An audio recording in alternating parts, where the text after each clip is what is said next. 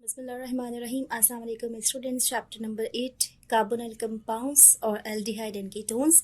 इसके आज descriptive question answers जो हैं वो करने वाले हैं। आप सीधा आ जाइए सबसे पहले पेज नंबर 202 के ऊपर। यहाँ पे कुछ डिस्क्रिप्टिव क्वेश्चंस जो है उसको हम वन बाय वन जो स्टडी करते हैं। सबसे पहले देखें, आपके पास पहला क्वेश्चन जो ये कह रहा है कि what are aldehyde and ketones, describe the structure and type of hybridisation in them.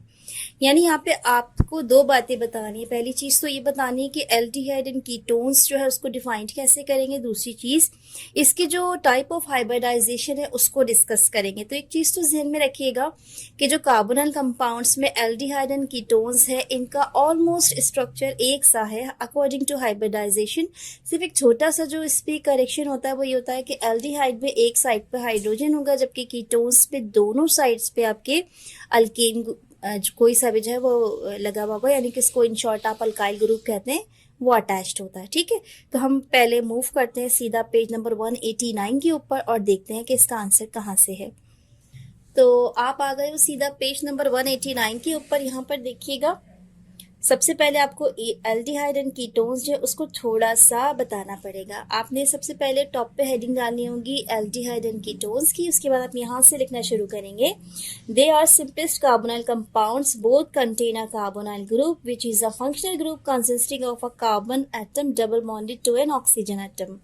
Aldehyde contains a carbonyl group at the terminal carbon of their carbon chains, whereas ketone have a carbonyl group located on the carbon within their carbon chain. यानी in short आपको बताऊं कि दोनों में ही कैसा group होता है, ये वाला ग्रुप होता है कार्बन डबल बॉन्ड ऑक्सीजन।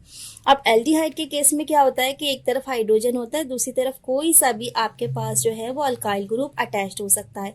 जबकि कीटोन में क्या होगा कि इसमें कार्बोनाइल ग्रुप तो मौजूद होगा मगर दोनों साइड्स पर आपके पास अल्काइल ग्रुप ही अटैच्ड होगा। यहाँ पे सिर्फ एक एग्जांपल है, जरूरी नहीं कि यही वाला हो, कोई सा भी आपका अल्काइल ग्रुप जो है वो अटैच्ड हो सकता है। अब आ जाइए इसकी हाइब्रिडाइजेशन की तरफ। पेज नंबर 190 के ऊपर आ जाए आप। आपने इसके बाद हेडिंग पुट करनी है structure of aldehyde and ketones. यहाँ से लेके यहाँ तक इसको मार्क करना है, ये डायग्राम है। अब जरा देखिए, इसमें सबसे पहले आपको क्या बता रहे हैं कि एल्डिहाइड हो या कीटोन, उसमें कार्बोनाइल ग्रुप जो है वो मौजूद होता है, यानी कि कार्बन का ऑक्सीजन के साथ डबल बॉन्ड होगा। अब इसमें होता क्या है कि जो कार्बन एटम होता है कार्बोनाइल ग्रुप का, इसमें sp2 हाइब्रिडाइजेशन होती है और ये क्या करता है, जो ऑक्सीजन है उसके साथ उसकी sp2 हाइब्रिड ऑर्बिटल के साथ मिलकर सबसे पहले एक सिग्मा बॉन्ड बना लेता है। अब इसके पास बाकी के जो दो sp2 हाइब्रिड ऑर्बिटल्स होते हैं वो दूसरे एटम्स के साथ अटैच होते हैं। वो डिपेंड करता है कि अगर एल्डिहाइड है तो उसमें एक तो एटम हाइड्रोजन होता है, दूसरा कोई सा भी अल्काइल ग्रुप होता है। जबकि कीटोन्स के केस में एक एटम जो है वो भी अल्काइल होता है और दूसरा एटम जो है वो भी अल्काइल होता है। डिपेंड करता है कि वो सेम भी हो सकते हैं और डिफरेंट भी हो सकते हैं, लेकिन जो ऑर्बिटल होता है वो होता है sp2 हाइब्रिड ऑर्बिटल ही है। जबकि इनके पास ये जो कार्बन एटम होते हैं और ऑक्सीजन के एटम होते हैं, इनके पास एक ये कह लीजिए कि ऐसा ऑर्बिटल भी होता है जो कि अनहाइब्रिड पी ऑर्बिटल होता है। तो ये जो अनहाइब्रिड पी ऑर्बिटल होता है ये क्या करता है, ये पाई बॉन्ड्स बनाता है। तो इस तरीके से आप इसका स्ट्रक्चर देखने के, जो हाइब्रिड ऑर्बिटल है वो सिग्मा बॉन्ड फॉर्म कर रहा है और जो अनहाइब्रिड ऑर्बिटल्स हैं वो क्या करते हैं, वो इसके साथ पाई बॉन्ड्स बनाते हैं। यही वजह है कि कार्बन और ऑक्सीजन के बीच में डबल बॉन्डिंग होती है। जबकि बाकी इसके जो हाइब्रिड ऑर्बिटल्स हैं वो क्या करेंगे, वो भी जो दूसरा एटम है, चाहे तो वो हाइड्रोजन हो चाहे तो वो दोनों ही अल्काइल ग्रुप हो, उसके साथ मिलकर भी सिग्मा बॉन्ड फॉर्म करते हैं और कुछ इस तरीके का स्ट्रक्चर जो है वो आपको शो होता है। तो इस तरीके से क्वेश्चन नंबर 1 कंप्लीट हो गया, जिसमें आपको एल्डिहाइड एंड कीटोन्स की डेफिनेशन मार्क करनी है और उसके बाद आपको स्ट्रक्चर जो है इसका थोड़ा सा बताना है और फिर उसको ड्रॉ करके भी दिखाना है, क्योंकि लॉन्ग क्वेश्चन है तो थोड़ा सा इसमें कंटेंट ज़्यादा लिखना होगा आपको। ठीक है, अगला क्वेश्चन जो हम उसको देखते हैं। पेज नंबर 202 पर ये आपका क्वेश्चन नंबर 2 है। पहले इसको समझ लीजिए। कह रहा है explain the acid catalysed and base catalysed nucleophilic addition reactions in aldehyde and ketones. यानी आपको पता है कि एल्डिहाइड और कीटोन्स में एसिड कैटालाइज्ड रिएक्शंस भी हो सकते हैं और बेस कैटालाइज्ड भी। उसका क्या इफेक्ट पड़ता है, इन सारी बातों को डिस्कस करेंगे। आप पेज नंबर 194 पर आ जाइए सीधा। तो सबसे पहले आप 194 पर आ जाएंगे और ये है आपके पास acid catalysed nucleophilic addition reaction. पहले तो आप मार्क कर लीजिए, यहाँ से मार्क करेंगे कार्बोनल कंपाउंड से लेकर रिटन एस तक और उसके बाद ये वाली जो जर्नल इक्वेशन है ये, ठीक है, ये आपने एसिड कैटालाइज्ड की हेडिंग में डाल दिया। अब आप इस बात को समझ लीजिए कि इसने बोला क्या है। होता क्या है कि जो कार्बोनाइल कंपाउंड होता है, जब भी किसी भी ये कह लीजिए कि वीक न्यूक्लियोफाइल के साथ रिएक्शन करता है, तो इस केस में होता क्या है कि एसिडिक प्रोटॉन होता है, क्योंकि एसिड कैटालाइज्ड रिएक्शन है तो एसिडिक प्रोटॉन होता है। ये क्या करता है, कार्बोनाइल एटम जो है इसके ऊपर आके सीधा अटैक करेगा। जैसे ही अटैक करेगा तो होता क्या है कि एक प्रोटोनेटेड कार्बोनाइल ग्रुप जो है वो फॉर्म हो जाता है। तो एज अ रिजल्ट जैसे ही प्रोटोनेटेड कार्बोनाइल ग्रुप जो है वो फॉर्म हो जाता है, तो उसकी वजह से इसका जो इलेक्ट्रोफिलिक कैरेक्टरिस्टिक होता है ना कार्बोनाइल कंपाउंड्स का, ये इन्हांस हो जाता है। आप यहाँ पे खुद देख रहे हैं कि देखें एसिडिक प्रोटॉन है, जब इसके ऊपर अटैक करता है जैसे ही, तो होता क्या है कि डबल बॉन्ड ब्रेक होगा, इसके ऊपर एक पॉजिटिव चार्ज आ जाएगा। ठीक है, अब जैसे इसके ऊपर पॉजिटिव चार्ज हो जाएगा तो होता क्या है कि कोई भी न्यूक्लियोफाइल चाहे वो वीक ही क्यों ना हो, इसके ऊपर आसानी से अटैक करता है, और अटैक करने के नतीजे में जो है वो आपके पास एक प्रोडक्ट जो है वो फॉर्म हो जाती है। तो इस तरीके से इस तरह का जो रिएक्शन होता है इसको आप कहते हैं कि ये acid catalysed nucleophilic addition reaction है, जिसमें पहले एसिड जो है वो क्या करेगा कि इसमें जो कार्बन है इस पर पॉजिटिव कैरेक्टर प्रोड्यूस करेगा, उसके बाद न्यूक्लियोफाइल आसानी से इस पर रिएक्शन करके एक प्रोडक्ट जो है वो फॉर्म कर देगा, और इस तरीके से जो ये रिएक्शन है ये कंप्लीट हो जाता है। ये इसकी जर्नल इक्वेशन है। अब आ जाइए आप बेस कैटालाइज्ड रिएक्शंस की तरफ जो नेक्स्ट पेज पर है। तो यहाँ पे पेज 195 पर आ जाए, इसको भी पहले मार्क कर लें। Addition of strong nucleophilic reagents यहाँ से लेके गिवन एस तक ये इसकी जर्नल इक्वेशन है। अब इस वाली बात को भी समझ लीजिए। होता क्या है कि जब भी कोई भी न्यूक्लियोफाइल जो है वो मतलब रिएक्शन करता है, एडिशन होता है किसी भी स्ट्रॉन्ग न्यूक्लियोफाइल रिएजेंट का किसी भी एल्डिहाइड या कीटोन में, और उसमें साथ में आपने बेस ऐड की हुई होती है, तो सबसे पहले तो बेस क्या करता है कि वो रिएजेंट के साथ रिएक्शन करता है, और रिएक्शन करने के बाद एक स्ट्रॉन्ग न्यूक्लियोफाइल बना लेता है। अब ये न्यूक्लियोफाइल क्या करता है, ये कार्बोनाइल ग्रुप जो है उसके ऊपर आके अटैक करेगा, इसका जो प्रीवियस बॉन्ड है उसको ब्रेक कर देगा, जिसकी वजह से क्या होगा कि बॉन्ड ब्रेक करने की वजह से ऑक्सीजन जो है इसके ऊपर एक नेगेटिव चार्ज आ जाता है। ठीक है, जैसे ही इसके ऊपर नेगेटिव चार्ज आता है तो ये किसी भी प्रोटॉन को जो कि सिस्टम में मौजूद है फौरन ही कैप्चर करने की कोशिश करता है, और कैप्चर करने के बाद वो एक प्रोडक्ट बना देता है। ठीक है, और इस तरीके से आपका ये जो एडिशन प्रोडक्ट है ये फॉर्म हो जाता है, that is a kind of the alcohol जो यहाँ पे फॉर्म हो रही होती है।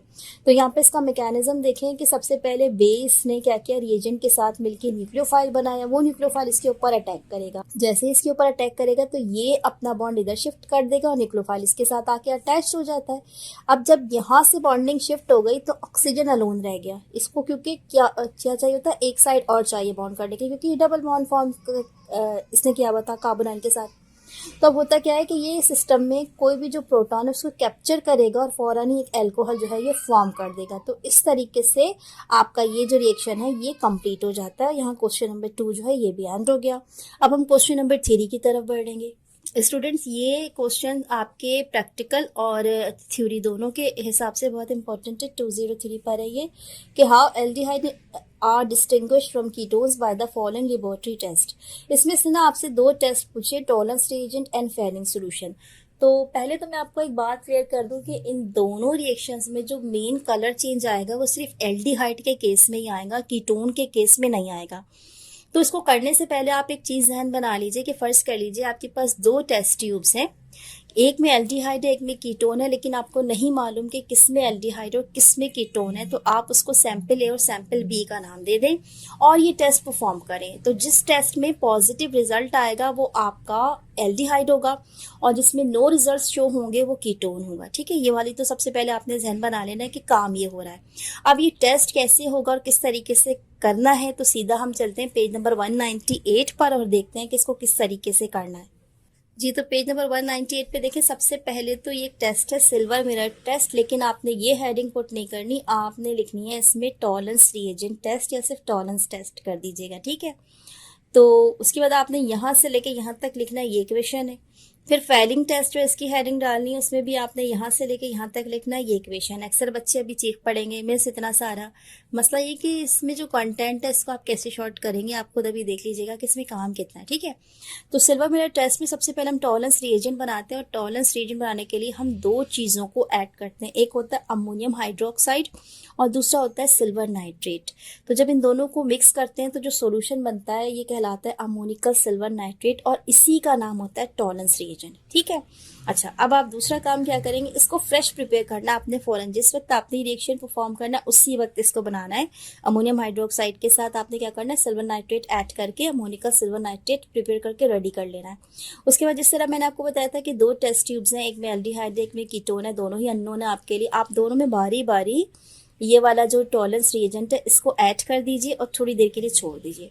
उसके बाद आप रिएक्शन देखते हैं किस तरीके से आप इस सब्सटेंस को थोड़ा सा बॉईल करते हैं। जैसे आप हल्का सा बॉईल करते हैं तो उसके रिजल्ट में क्या होगा कि जिसमें एल्डिहाइड है तो एक मिरर सा फॉर्म होने लगता है, सिल्वर कलर की डिपोजिशन है जो टेस्ट ट्यूब में अपेयर होने लगती है। आप फौरन समझ जाते हैं कि इस टेस्ट ट्यूब में एल्डिहाइड है। जबकि जिस टेस्ट ट्यूब में आपके कीटोन होता है उसमें कोई रिएक्शन नहीं आ रहा होता, इसका मतलब कि वहाँ पर जो ग्रुप मौजूद है वो कीटोन है, ठीक है। तो सिल्वर मिरर की फॉर्मेशन से पता चल जाता है एल्डिहाइड की कन्फर्मेशन। अब दूसरा टेस्ट है वो है फैलिंग टेस्ट। फैलिंग टेस्ट के लिए भी हम सबसे पहले फ्रेश प्रिपेयर करते हैं सॉल्यूशंस को, और 2 सॉल्यूशन है, पहले फैलिंग ए बनाते हैं फिर फैलिंग बी बनाते हैं, फिर उन दोनों का इक्वल अमाउंट लेके तीसरी टेस्ट ट्यूब में डाल के एक थर्ड प्रोडक्ट बनती है जो फैलिंग ए एंड बी का कह लें कि मिक्सचर होती है। तो हम सबसे पहले फैलिंग ए बनाएंगे टेस्ट ट्यूब में। उसके लिए हम क्या करेंगे, एक्वस कॉपर सल्फेट सोल्यूशन लेंगे, ठीक है। और उसके बाद हम फैलिंग बी बनाएंगे। फैलिंग बी बनाने के लिए हम क्या करेंगे, सोडियम हाइड्रोक्साइड और सोडियम पोटाशियम टार्ट्रेट इन दोनों को मिक्स करके एक सोल्यूशन बनाते हैं, ठीक है। दोनों सोल्यूशन हमने प्रिपेयर कर लिया। प्रिपेयर करने के बाद अब एक तीसरी टेस्ट ट्यूब ली और लेट सपोज 5 ml एक और 5 ml दूसरे का, कुल मिला के 10 ml हमने क्या किया, एक टेस्ट ट्यूब में ले लिए। और टेस्ट ट्यूब में लेने के बाद अब हमने उस मिक्सचर को जिसमें Fehling A and Fehling B दोनों मौजूद है हल्का सा बॉयल कर लिया। बॉयल करने के साथ साथ अब हम क्या करेंगे, उसमें स्मॉल अमाउंट जो हमारा अननोन कार्बोनाइल ग्रुप है उसका ऐड कर देंगे, ठीक है। अगर तो ये होता है कि अननोन कार्बोनाइल ग्रुप ऐड करने के बाद कोई रिएक्शन नहीं होता, इसका मतलब कि ये वाला जो ग्रुप है वो कीटोनिक है। लेकिन अगर कोई ये होगा कि आपने जैसे बॉइलिंग सोल्यूशन में जो कार्बोनाइल ग्रुप ऐड किया उसकी वजह से उस सोल्यूशन का अपना कलर जो कि पहले ब्लू था वो चेंज हो गया, और चेंज होने पर वो एकदम से कुछ रेड से या रेडिश ब्राउन से प्रेसिपिटेट बनने फॉर्म हो गए, तो आप फ़ौरन समझ जाइएगा कि ये जो चेंजेस हुए हैं कलर के ये एल्डिहाइड ग्रुप की वजह से हुए हैं, ठीक है।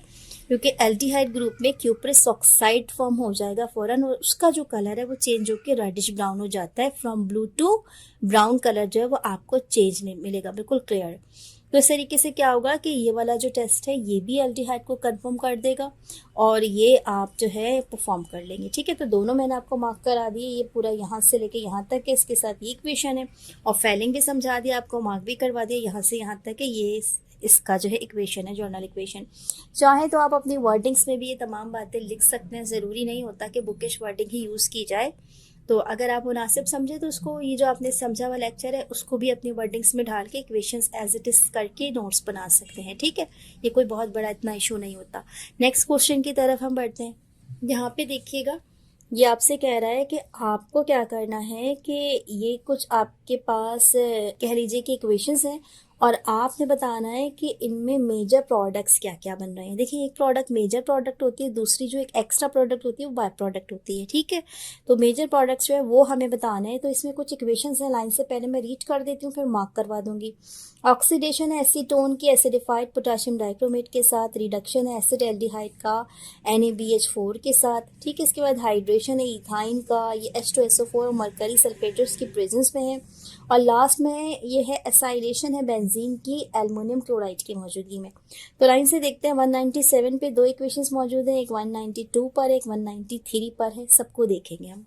तो मैं बुक के हिसाब से अपनी जो है समझने काउंटिंग स्टार्ट कर रही हूँ। पहले 192 को देख लेते हैं हम, ठीक है। इसमें देखें इथाइन है, इथाइन को आपने रिएक्ट किया है कंसंट्रेटेड सल्फ्यूरिक एसिड और मरकरी सल्फेट के साथ। तो सबसे पहले आपके पास एक जो इंटरमीडिएट प्रोडक्ट है वो बनी है इनोल। उसके बाद इनोल ने अपने आप को रीअरेंज किया और इसने बना दिया एसिटाल्डिहाइड। इसका मतलब जो मेजर प्रोडक्ट आपको मिल रहा है वो कौन सा वाला है, वो है आपका एसिटाल्डिहाइड। ये इक्वेशन आप एज इट इज मार्क कर लीजिए और नीचे लिख दीजिए मेजर प्रोडक्ट एसिटाल्डिहाइड, ठीक है। अगली इक्वेशन देखिए, 193 पर आ जाए, यहाँ पे बेंजीन है, ठीक है। अब आप इसका रिएक्शन कर रहे हैं, यह है एसाइल क्लोराइड, ठीक है। इसके साथ कर रहे हैं एल्युमिनियम क्लोराइड की प्रेजेंस में, एज अ रिजल्ट आपको एक प्रोडक्ट मिल रही है एसीटोफिनोन, ठीक है, और साथ में हाइड्रोक्लोरिक एसिड मिल रही है। तो इसमें जो मेजर प्रोडक्ट होगा आपका वो कौन सा होगा, वो होगा ये वाला एसीटोफिनोन। ठीक है, ये आपकी मेजर प्रोडक्ट यहाँ पे फॉर्म होगी। अगली इक्वेशन जो इसको देखें अब आप, तो स्टूडेंट्स अगली जो इक्वेशन है मेरे पास यहाँ पर आ जाइए, ये है एसिटल्डिहाइड। ठीक है, अब यहाँ पे आपने एक काम करना है छोटा सा कि LiAlH4 के बजाय आपने लिखना है ये वाला प्रोडक्ट, ये है NaBH4। ठीक है, ये यहाँ पे ऐड कर लीजिएगा NaBH4। अब एज अ रिजल्ट आप देखें आपको यहाँ पे मिलेगा प्राइमरी अल्कोहल। ठीक है, प्राइमरी अल्कोहल जो वो आपका फॉर्म हो जाएगा, तो आपका जो प्रोडक्ट हुआ मेजर प्रोडक्ट वो क्या हुआ, मेजर प्रोडक्ट हुआ आपका प्राइमरी अल्कोहल। अगली जो इक्वेशन है वो देखें, इसमें इसने आपसे कहा था कि एसिटल्डिहाइड है और वो रिएक्शन कर रहा है H2CrO4 के साथ, तो क्या बनेगा इसको देख लीजिए। ये रहा एसिटल्डिहाइड, ये है ये CrO4। ठीक है, इससे आपके पास जो मेजर प्रोडक्ट फॉर्म होगा वो होगा एसिटिक एसिड। और एक इक्वेशन आपके पास 197 पे मजीद है, ये है आपके पास एसीटोन। ये जब पोटाशियम डाइक्रोमेट और कंसनट्रेटेड सल्फ्यूरिक एसिड के साथ रिएक्शन करेगा तो acetic acid carbon dioxide and water form करेगा। तो यहाँ पे जो आपका मेजर प्रोडक्ट है वो क्या होगा, वो होगा एसिटिक एसिड। अगला सवाल देखें, ये आपसे कह रहा है कि आपको 4 डिफरेंसेस बताना है बिटवीन एल्डिहाइड एंड कीटोन्स। देखिए अब इसके 2 तरीके हैं।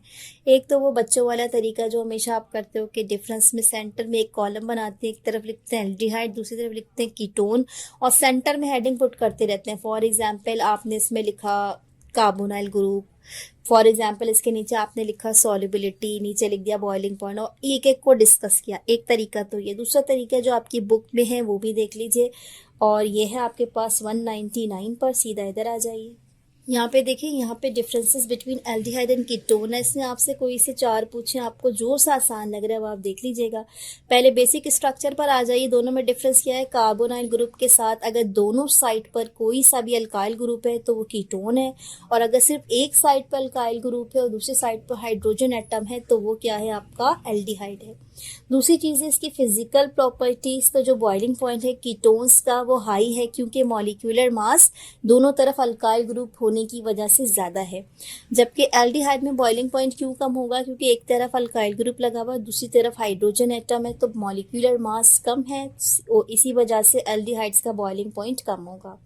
अगली चीज़ होती है रिएक्टिविटी। देखें एल्डिहाइड्स फास्ट रिएक्शंस करेंगे। क्यों फास्ट रिएक्शन करेंगे, क्योंकि इनमें एक तरफ हाइड्रोजन एटम है, ये बड़ी, ये कह लीजिए कि इसमें रिएक्टिविटी हाइड्रोजन एटम की वजह से बहुत ज़्यादा हो जाती है, जबकि कीटोन्स जो है वो कंपैरेटिवली स्लो रिएक्शन करेंगे। ठीक है, अब ऑक्सीडेशन की तरफ आ जाए तो कार्बोक्सिलिक एसिड ही फॉर्म होता है, लेकिन उसमें कंडीशन क्या होती है कि कीटोन जो है ये जब ऑक्सीडाइज होता है तो ये किसी स्ट्रॉन्ग ऑक्सीडाइजिंग एजेंट के साथ ही ऑक्सीडाइज होता है, जबकि एल्डिहाइड जो वो माइल्ड ऑक्सीडाइजिंग एजेंट जो है उसके साथ भी ऑक्सीडाइज्ड होकर आपको कार्बोक्सिलिक एसिड जो है वो दे देगा। उसके बाद लास्ट डिफरेंस क्या हो सकता है, रिडक्शन टू एल्कोहल्स। तो हमेशा याद रखिएगा कि जब भी आप एल्डिहाइड्स को रिड्यूस करेंगे तो आपको प्राइमरी अल्कोहल देगा, जबकि कीटोन्स को जब भी रिड्यूस करेंगे तो वो सेकेंडरी अल्कोहल देगा। ये बहुत बड़ा डिफरेंस होता है। तो इस तरीके से लाइन से यहाँ पे 5 डिफरेंसेस हैं, आपको इसमें से जो से पसंद आ रहे हैं वो वाले आप लिख देंगे 3 से 4। ठीक है, नेक्स्ट क्वेश्चन जो स्टूडेंट्स हम इसकी तरफ बढ़ते हैं। इसमें इसने कहा है कि आपको इक्वेशंस बनानी है न्यूक्लियोफिलिक एडिशन रिएक्शन, लेकिन इसके लिए कंडीशन क्या है कि आपका जो स्टार्टिंग मटेरियल है वो फॉर्मल्डिहाइड है, और ये फॉर्मल्डिहाइड ग्रेजुअली रिएक्शन करता चला जा रहा है, पहले हाइड्रोजन साइनाइड के साथ, फिर प्राइमरी अल्कोहल्स के साथ, फिर मिथाइल मैग्नीशियम ब्रोमाइड के साथ और फिर अमोनिया के साथ। तो इसमें से 1 और 3 ये जो इक्वेशन है ये बुक में मौजूद है, बाकी 2 और 4 मैंने यहाँ बनाई है, अभी आपको सिखाती हूँ। पहले 195 पर आ जाइए आप सीधा। तो सबसे पहले तो इक्वेशन समझ लीजिए और साथ में जो करेक्शंस हैं प्लीज़ इसको भी केयरफुली देखिएगा, वरना फिर बाद में आप कमेंट सेक्शन में फिर पूछेंगे ये कैसे हो गया। हमसे सवाल किया गया है फॉर्मल्डिहाइड के स्टार्टिंग मटेरियल का, लेकिन बुक में हमारे पास जो इक्वेशन है वो एसिटल्डिहाइड की है। फॉर्मल्डिहाइड और एसिटल्डिहाइड में सिर्फ एक छोटा सा फर्क होगा कि ये CH3 ग्रुप की जगह ये H लगेगा, बस, और कोई फर्क नहीं होगा। ठीक है, तो आपने सबसे पहले तो CH3 की जगह ये H रिप्लेस करके बना दिया फॉर्मल्डिहाइड। अब आप इसका रिएक्शन कर रहे हैं हाइड्रोजन साइनाइड के साथ, तो एज अ रिजल्ट आपको ये प्रोडक्ट फॉर्म हो रही है। अब यहाँ पर भी CH3 को रिप्लेस करें H से, और जो नाम है यहाँ पे है एसिटल्डिहाइड साइनोहाइड्रीन, इसकी जगह इसका नाम होगा फॉर्मएल्डिहाइड साइनोहाइड्रीन। इतनी सी चेंजेस हैं, ठीक है। देख लीजिए, यहाँ पे मैंने एच रिप्लेस किया है, यहाँ पे मैंने एच रिप्लेस किया है, ये नाम मैंने फॉर्मएल्डिहाइड किया है, ये एसिटाल्डिहाइड की जगह फॉर्मएल्डिहाइड किया, बाकी तमाम चीजें एज इट इज हैं। दूसरी इक्वेशन देखिए, दूसरी इक्वेशन में भी उसने हमसे फॉर्मएल्डिहाइड ही पूछा है, जबकि बुक में इक्वेशन एसिटाल्डिहाइड की है। तो यहाँ पर भी सबसे पहले हम क्या काम करेंगे कि जो CH3 है इसको रिप्लेस करेंगे हाइड्रोजन के साथ, और हम इसका रिएक्शन करेंगे मिथाइल मैग्नीशियम के क्लोराइड के साथ, ठीक है। ये एक किस्म का ग्रिग्नार्ड रिएजेंट आप पहचानते हैं। तो जब ये मिथाइल मैग्नीशियम क्लोराइड जो है इसके साथ रिएक्शन करेगा, तो अब यहाँ पर भी जो CH3 इसकी जगह H लिख दीजिएगा। ये एक एडिशन प्रोडक्ट है, क्योंकि इसका कोई नाम नहीं, ऐसे ही छोड़ दीजिएगा इसको। और उसके बाद यहाँ पर भी जो CH3 है इसकी जगह आप H लिखेंगे, और ये जो बना है आपके पास ना आइसोप्रोपाइल 2 डिग्री अल्कोहल, इसकी जगह आपने लिखना है ये 1 डिग्री अल्कोहल है, क्योंकि ये वाला जो प्रोडक्ट है ये क्या है, हाइड्रोजन। तो देखिए सिर्फ एक है यहाँ पे CH3, बाकी ये भी H है, ये भी H है, OH है, तो ये 1 डिग्री अल्कोहल होगा। अगली इक्वेशन देखें, ये आपको खुद फॉर्म करनी पड़ेगी। ये प्राइमरी अल्कोहल के साथ रिएक्शन कर रहा है, तो हम जर्नल इक्वेशन दे देते हैं। ये मेरे पास है आपका फॉर्मल्डिहाइड, सीधा सीधा, ठीक है। ये आपके पास प्राइमरी अल्कोहल है, जिसमें कोई सा भी अल्काइल ग्रुप हो सकता है, इसके साथ OH ग्रुप अटैच है। तो आपको पता OH ग्रुप जो इसके ऑक्सीजन के पास लोन पेयर ऑफ इलेक्ट्रॉन होता है, ये सीधा इसके कार्बन के ऊपर अटैक करता है, जिसकी वजह से कार्बन और ऑक्सीजन के बीच का जो डबल बॉन्ड है ये क्या होता है, ब्रेक हो जाता है। जैसे ये ब्रेक हो जाता है तो अब क्या होगा, OH ग्रुप यहाँ आके इसकी जगह ले लेता है, ठीक है। ये वाला हाइड्रोजन इधर आ गया, OH ग्रुप इधर आ गया, और ये जो ऑक्सीजन अलोन था इसके साथ ये R आके अटैच हो जाता है। तो इस तरीके से आपको ये वाली प्रोडक्ट मिल जाती है, ठीक है। और ये आपका जो प्रोडक्ट है ये फॉर्म हो जाएगा, जिसमें यहाँ पे O के साथ ये जो R है कोई सा भी अल्काइल ग्रुप हो सकता है, CH3 C2H5 कुछ भी हो सकता है, ठीक है। अच्छा जी, अब अगली जो रिएक्शन है इसको देख लीजिए, अमोनिया, अमोनिया को ब्रेक करके ऐसे लिख लीजिए NH2 और H की तरह, ठीक है। अब होगा क्या, ये आपके पास है फॉर्मल्डिहाइड, अमोनिया के पास भी होता है नाइट्रोजन, जिसमें है लोन पेयर ऑफ इलेक्ट्रॉन, ये इसके कार्बन के ऊपर अटैक करेगा, जिसकी वजह से अपना बॉन्ड शिफ्ट कर देगा। अब यहाँ पे जब सिंगल बॉन्ड हो जाएगा तो ये ऑक्सीजन जो है इस हाइड्रोजन के साथ आके अटैच हो जाता है, NH2 इधर अटैच हो जाता है, ये हाइड्रोजन नीचे शिफ्ट हो जाता है। तो इस तरीके से ये जो है प्रोडक्ट आपको मिल जाती है, ठीक है, जिसमें अल्कोहल और अमाइन दोनों मौजूद होते हैं। नेक्स्ट क्वेश्चन जो है, अब हम इसकी तरफ बढ़ते हैं, ये लास्ट क्वेश्चन है हमारा। ये आपको ये पूछ रहा है कि explain the factors that influence the reactivity of carbonyl compounds towards nucleophilic addition reaction. यानी आपको वो तमाम फैक्टर्स बताने हैं जिसकी वजह से जो कार्बोनल कंपाउंड्स हैं वो न्यूक्लियोफिलिक एडिशन रिएक्शंस की तरफ जो है इन्फ्लुएंस कर रहे हो, या ये कह लीजिए कि उस तरफ राग़िब हो रहे हो, ठीक है। सादा जुबान में ही समझ लीजिए। पेज 193 पर आ जाए सीधा आप। लेकिन सबसे पहले तो आप लिख लीजिएगा यहाँ से लेके यहाँ तक है, और हेडिंग ये है रिएक्टिविटी ऑफ कार्बोनल कंपाउंड्स। अब इस वाली बात को समझ लीजिए कि जो कार्बोनल कंपाउंड्स होते हैं इनमें कार्बन और ऑक्सीजन का इस तरीके से डबल बॉन्ड होता है, ये हाईली पोलर होता है। इसकी वजह क्या होती है, इन दोनों के बीच में जो इलेक्ट्रोनेगेटिविटी का डिफरेंस होता है वो अच्छा खासा होता है। इसकी वजह से क्या होता है कि ऑक्सीजन जो इसके ऊपर पार्शियल नेगेटिव चार्ज आ जाता है, जबकि जो इसका हाइड्रोजन वाला पोर्शन है इसके ऊपर क्या होगा, पार्शियल पॉजिटिव चार्ज आ जाएगा एक तरीके से। अब उसकी वजह से क्या होता है कि जो एल्डिहाइड या कीटोन्स हैं ये इलेक्ट्रोफाइल से बन जाते हैं। यानी इसको इस तरह समझ लीजिए कि देखिए जैसे एक ग्रुप सा बन गया, इसमें कार्बन डबल बॉन्ड ऑक्सीजन हो, एक तरफ कोई सा भी आपका अल्काइल ग्रुप लगा हो, दूसरी तरफ हाइड्रोजन ग्रुप लगा हुआ। ऑक्सीजन के ऊपर नेगेटिव चार्ज है, इसके नीचे जो कार्बन है उसके साथ दोनों तरफ अल्केन्स जुड़े हुए, या फिर एक तरफ अल्केन और दूसरी तरफ हाइड्रोजन जुड़ा हुआ है कोई सा भी, उस पूरे सिस्टम के ऊपर एक पॉजिटिव सा चार्ज है। तो ये हाईली पोलर हो गया। अब होता क्या है कि जब भी कोई रिएक्शन होता है तो अगर एल्डिहाइड होता है तो वो ज़्यादा रिएक्टिव होता है, ये जल्दी से रिएक्शन कर लेगा क्योंकि इसमें स्टेरिक हिंड्रेंस जो है वो कम होती है, ठीक है। हाइड्रोजन छोटा आइटम होता है, जबकि कीटोन्स जो है इसमें स्टेरिक हिंड्रेंस जो है वो ज़्यादा होगी, क्योंकि दोनों तरफ क्या चीज़ मौजूद होगी, अल्काइल ग्रुप मौजूद होगा। So that is why ketones के लिए रिएक्शन करना थोड़ा सा मुश्किल हो जाएगा, एल्डिहाइड के लिए रिएक्शन करना आसान हो जाएगा। इसमें इलेक्ट्रॉन विड्रॉ पावर जो है वो भी ज़्यादा हो जाएगी एल्डिहाइड में। तो इसकी वजह से क्या होता है कि जब भी कार्बोनाइल कार्बन जो है इसकी अगर आप रिएक्शन देखें तो ये आसानी से न्यूक्लियोफाइल की तरफ अट्रैक्ट हो जाएगा, क्योंकि इसमें इलेक्ट्रोनेगेटिविटी के डिफरेंसेस होते हैं। सो ये था आपका ओवरऑल रिएक्टिविटी कार्बोनाइल कंपाउंड्स का, जिसको आपने यहाँ से लेकर यहाँ तक लिखना है। इसके बावजूद इस वीडियो में कि मैंने कोशिश तो की थी कि आपको ब्रीफली तमाम क्वेश्चंस जो है वो एक्सप्लेन कर दूं बुक से रिलेटेड, क्योंकि अक्सर बच्चों को बड़ी प्रॉब्लम हो जाती है जब वो बुक के क्वेश्चन आंसर्स को या सेल्फ असेसमेंट्स को ढूंढने बैठते हैं। उनका अच्छा खासा टाइम जो है वो वेस्ट हो जाता है, और मैं सोचती हूँ कि नहीं, अगर मैं इसकी एक छोटी सी वीडियो बना लूँ, थोड़ा सा बस मेरा ही टाइम लगेगा लेकिन बाकी बच्चों का बच जाएगा। अगर आपको ये एफर्ट अच्छी लगती है तो प्लीज़ इस चैनल को लाइक कीजिए, इसको सब्सक्राइब कीजिए, इसको अपने दोस्तों में शेयर कीजिए और मुझे अपनी दुआ में याद रखिए। वीडियो से रिलेटेड कोई भी क्वेश्चन हो उसको कमेंट सेक्शन में ज़रूर मेंशन कीजिएगा। टेक केयर एंड अल्लाह हाफिज़।